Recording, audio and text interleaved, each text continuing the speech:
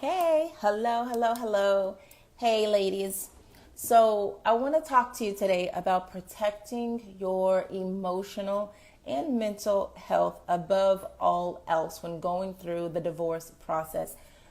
Please, let's stop giving our exes, the room. Hello, the room to disappoint us. I'm just getting on, and I basically am just saying protect your emotional and your mental health during this divorce process above all else. Don't give your exes or soon to be exes the reason to disappoint you. Okay, I'm having so many conversations with women who are giving them leeway, right? Only to end up disappointed and having to recover from being disappointed. When someone, what is that saying? When someone shows you who they are, believe them.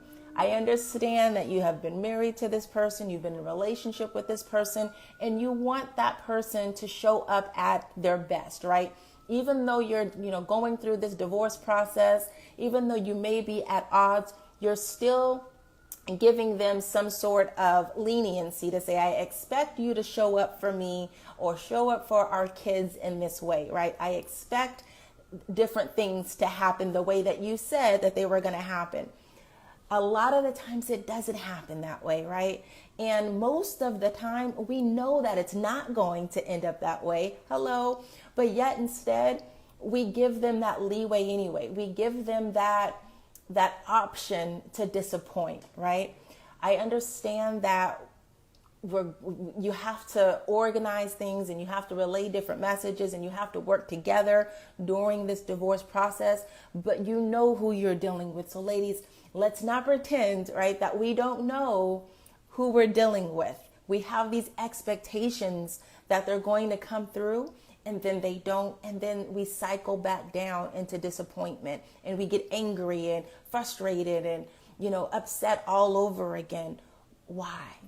And we blame them, but at some point we have to start taking accountability and say, you know what, I knew that this was going to happen this way and I allowed it to happen. I let you rope me into this conversation or this argument, right? I let you guide me into the disappointment. And I remember going through this with my own divorce and with my own husband, when he would just say things that he was going to do because he knew that that was what I wanted to hear, but he had no intention of following through. And I kind of figured he didn't, but giving him the benefit of the doubt, I extended, that whatever you want to call it, that option for him to really be a person of, his word. During the divorce process, people's true colors are going to come out, yours, his, and everyone else's, involved. And I know that we want to think the best of that person. We want to have a cordial experience, but sometimes it's just not possible. And you have to be realistic with yourself, right? We can't fake it till we make it. We can't, wish for the best and not plan for the worst. We have to wish for the best, but also make plans and preparations just in case it doesn't come through that way. And I say this to protect your emotional state, because not only are you fighting just the emotions and the legal processes and finances and all of that stuff that comes with divorce, now you also have to fight, when your feelings are being hurt by these one-off situations, right? Protect your mental and your emotional state at all costs. And how you do that is be very clear of your expectation and not setting the expectation in the bar higher than what you know he's capable or going to come through with, right? So I was having a conversation with a lady who said, I really don't want to get legal counsel because it's just going to be a waste of money. I think that, we should be able to just kind of come to an agreement as far as finances are concerned and children, custody and all of that, just between the two of us.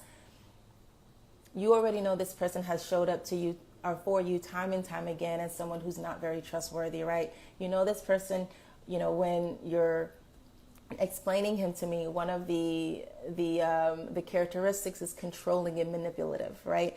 So what I mean by protecting your mental and your emotional state and not putting more on people than what you know that they're capable of giving you is simply that. If you know the characteristics of this person to be unreliable, he's not a person of his word, controlling and things of that sort, get the attorney, right? Put things in position to where it protects your mental state, your emotional state from there on out, right?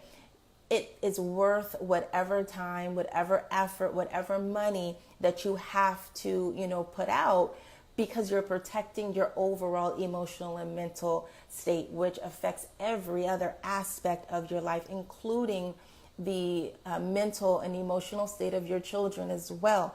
When you're playing with people's emotions, everything else is out of whack from there. So don't give your ex-husband or your soon-to-be ex-husband the rope to disappoint, right? And then you're mad at yourself and you're mad at him for disappointing. Put things and parameters in place that protect you. So I hope that helped. And it doesn't mean that, you're being, I can't really say that word on live, but it doesn't mean that you're not being workable. It doesn't mean that you're trying to prevent him from or give him the chance to do what's right. You can do what's right within these parameters that I'm giving you, right? You can do what's right by getting legal counsel for both of us so that I can make sure I have peace of mind and I'm not being financially manipulated by you or what have you. And, we can go about it that way. You can still work the way that you need to work within the restraints of what I feel like my boundaries are, because you've showed me how much leeway that I can give you. Learn from your past, right? Learn from the encounters that you have with other people. And this isn't only for the people or for your ex-husbands and the relationships and things like that. That's just for people in general, right? That's just a golden rule. When people show you who they are, believe them, trust that they will show up how they typically show up, right? And it's okay, ladies. Don't try to change it. Don't try to argue with it, especially when you're dealing with a divorce. Why are we arguing with our ex-husbands about showing up and not showing up, or how he's behaving, or he's, not doing what he's supposed to do, or not being a person of the word? It's that time for arguing is over with him, right? Now you are moving on to a different stage. It's no longer your responsibility to battle. It's now your responsibility to protect your mental state. It's now your responsibility to protect your children's mental state. It's also your responsibility to protect your person in general, right? If you know that he typically gets physical with you during altercations or arguments, it's not a good idea to be left alone or in a situation where it gives him opportunity to do that. If you know that he often lies about, picking up the kids or things of that sort, or doesn't come through with picking up the kids, don't put him in a situation where he's not going to be able to pick up the kids on time. And then now you're left scrambling, right? It's all about protecting you and setting boundaries for yourself so that you can properly heal through this craziness, which is the divorce process. But if you continue to allow craziness into your life and you're continuing to invite that into your life, you're never going to be able to recover and to thrive after your divorce, right? Because you're constantly dealing with one problem after the next, one situation, one disappointment after the next. You have probably years of healing to do, right? And to dig up and to heal from. We don't need to invite new issues into the situation. Okay. So that's all I have for you today. I really want to keep these lives short. Let me just read a few of these comments here. Exclamation point. Right.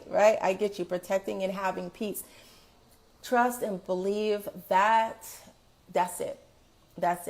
You get to the point. I was watching this show years ago, and she said, I do not want to surround myself with people who sow seeds of discord in my field of peace. I lost it. I said, yep, That's me. Please don't sow seeds of discord in my field of peace. And right now, ladies, that's what you are creating for yourself, is a field of peace. So anyone who is sowing seeds of discord, you got to set those boundaries, protecting your peace. This is what I went and going through. Yeah, I changed my kids' school close to home, so I don't have to rely on him to pick them. Exactly, setting up those boundaries so that you don't have to be disappointed, because when you are disappointed, it affects other areas. And now you go to work and you're showing up aggravated, right? Now you're dealing with your kids and trying to help them, with homework or cook dinner, or really wanting just to play with them. But now you're sitting in disappointment and you're aggravated and you're frustrated because of something that he did, right? So protecting your peace, protecting your sanity, setting those boundaries are so important. Do the work, ladies, on your mental health. Continue to heal so that you can show up differently in life, right? That's what it's about. It's pinpointing those triggers and then learning how to relearn what you've already learned as far as how you typically react. Just completely disregard that, unlearn those old behaviors, and then learn new patterns and new behaviors on how you're going to react when triggered, right? I may not have been able to control him, but I can control how I respond. And that is the pearl moment right there. And honestly, little secret, like I said earlier, it's not our business anymore. I'm not in the business of trying to change you anymore. I spent, for me, 20 plus years trying to do that. And that's no longer my responsibility at this point. Once, we start that divorce process and we agree that we're going our separate ways, why am I arguing, right? I'm only arguing with people that I feel like I'm vested in their change. I'm no longer invested in your change. I pray for you and I want you to show up as the best version of yourself, not for me, but for our children. So however I can help you with that within my boundaries and my, and my standards, I'm A-okay with that. But if you try to challenge me on my boundaries and my standards, that's when I'm going to have to hold tight, right? And you can call it whatever you want to call it. I will say I'm surprised how he's not showing up for the kids. Yeah. And the thing is, I hear that you can say you're surprised, but if you really sit back and think about it, should you be surprised? How has he shown up the past couple of years, right? So has he showed up as a person who would be, kind of vindictive? If I don't do, or if you don't do what he wants you to do, does he typically kind of show up as far as vindictively? So if that's the case, then really it shouldn't surprise you. And so that's why I say, the person that you're dealing with, right? And don't set him up and don't set yourself up for disappointment. But, maybe you are, so maybe he's acting all out of character and showing you a side of himself that, you didn't necessarily see within the marriage. Yes, he has. So I'm not quite sure what yes, he has means as far as yes, he has showed you that in the past, or yes, he has shown me a whole different side of himself, which is, typical, too. So either one. But most of the time, people, when you get to that divorce stage, you know exactly who you're dealing with, right? Nothing really is brand new. You might be appalled a little bit. You might be saddened. You might be shocked that you're having to deal with this, that he's really acting out of character like that. Well, not out of character because it's character for him possibly, but acting that ugly about things. And you want to believe the good things, right? You want to believe that, this person would act amicably. But sometimes it's just not how, they come through. So anyway, I've already closed like 3 times.